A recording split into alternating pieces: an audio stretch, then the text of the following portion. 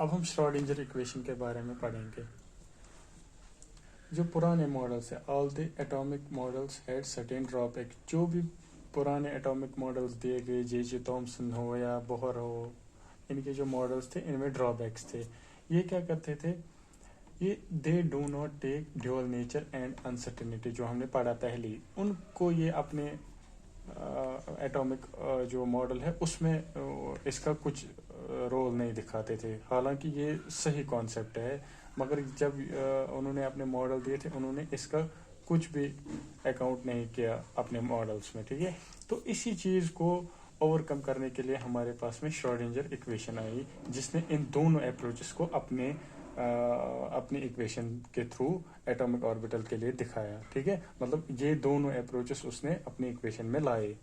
ठीक है, ये इक्वेशन क्या है, ये बहुत सिंपल, ये आपको जनरली याद ही रखनी है इक्वेशन, और इसके जो मतलब इसमें जो ये टर्म्स है इनका क्या मतलब वैल्यू है, मतलब ये क्या सिग्निफाई करते हैं, वही चीज़ आपको सिंपली याद रखनी है। इतना ही आता है इस इक्वेशन में, ये ज़्यादा डिफाइन करने की ज़रूरत नहीं है। ठीक है, ये ऐसे होता है। ठीक है, इसमें जो ये टर्म्स होती है, सबसे पहले हम दिखाएंगे ये चाई, इसको हम बोलते हैं चाई। ठीक है, ये वेव फंक्शन होती है। ठीक है, वेव फंक्शन ऑफ पार्टिकल। ठीक है, अब इसका क्या होता है, इसके बाद ही आपको और एक टॉपिक है उधर लिखा है कि इनका सिग्निफिकेंस हमें बताना है इस साई का। ठीक है, इस साई का कोई फिजिकल सिग्निफिकेंस नहीं है, मगर अगर हम इसका स्क्वायर लेंगे, साई स्क्वायर, ये साई स्क्वायर टर्म है, ये हमें प्रोबेबिलिटी दिखाती है इलेक्ट्रॉन को लोकेट करने की पर यूनिट वॉल्यूम में। ठीक है, मतलब साई स्क्वायर की फिजिकल सिग्निफिकेंस होती है, मगर साई की फिजिकल सिग्निफिकेंस नहीं होती है।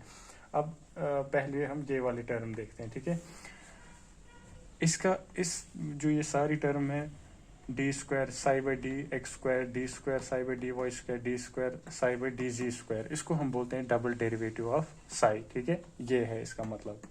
अब ये तो आपको पता ही, 8 पाई स्क्वायर, ये तो कांस्टेंट है। एच भी आपको पता ही है, एच प्लैंक्स कांस्टेंट होता है हमारे पास, और एम जो है मास ऑफ इलेक्ट्रॉन। ठीक है, इसके बाद में ई एनर्जी ऑफ द इलेक्ट्रॉन होता है, और वी ये potential energy of the electron होता है।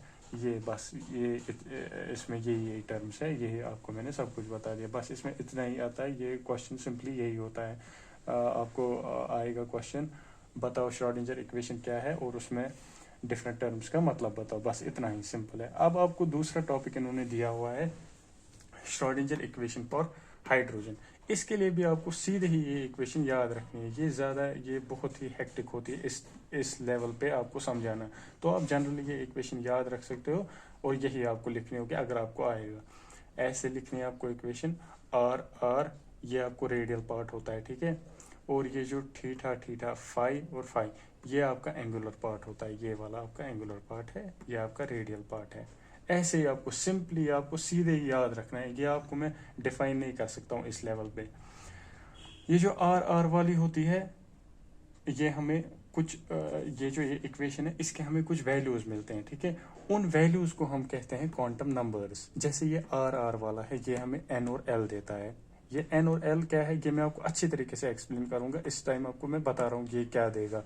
ये आपको एन और एल देगा, ये थीटा वाला आपको एल और एम भी देता है, और ये फाई वाला आपको देता है एम।